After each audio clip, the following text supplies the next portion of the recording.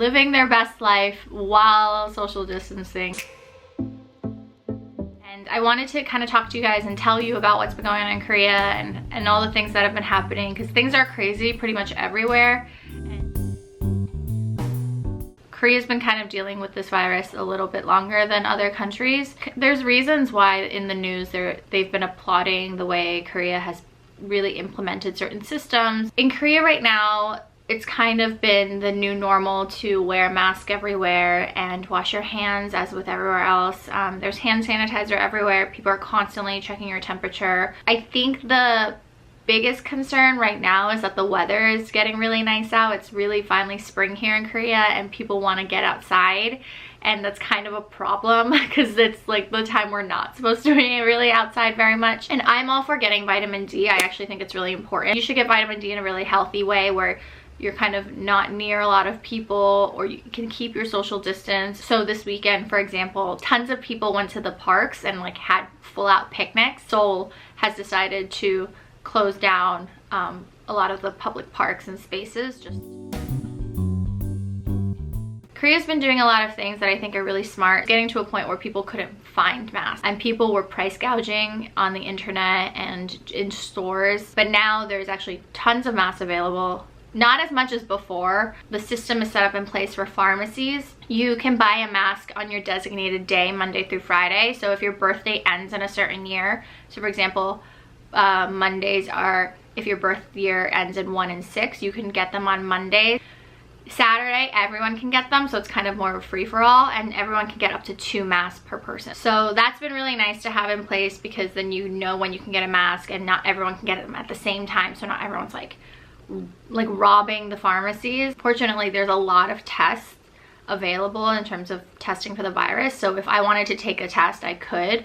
It's not like in America right now where there's just not enough tests going around. On the same note, you know, healthcare workers and people in the forefront of all this, they're working their lives away right now, and we really need to take this time to be appreciative of them and what they're doing. There's also something really cool that for the citizens in terms of like our anxiety and our sense of security, there's tons of websites. We can kind of track where the virus has been confirmed, who has been confirmed, and the routes they've taken on certain websites. The other thing we've been doing is we've been getting a lot, like so many text alerts, and it's like Amber Alerts, like emergency alert sounds that you can't turn off. So which is like good, but it's also, I'm getting like, I'll get like a beep, like a blaring beep like at 4 a.m. and I'm just like, ugh. In terms of everything being closed, obviously clubs and stuff are closed on weekends. There's no really going out on weekends, and as you guys know, I used to go out a lot and now I don't. Now I just stay at home. I got a new life. And it's because the government said no dancing on weekends. You shall not pass! If you're flying into Korea, there's a mandated 14-day quarantine for everyone, and you can either quarantine at your residence or the government can provide you residency, and you pay, I think it's like 100,000 won a day for basically this government hotel room. And people who break this quarantine, they're starting to really put pressure on them and like really put fines in place for people who are breaking their quarantine and showing symptoms. It's rough days here for like the general expat community, in my opinion. I have been so fortunate. I've been just working. It's kind of business as usual for me.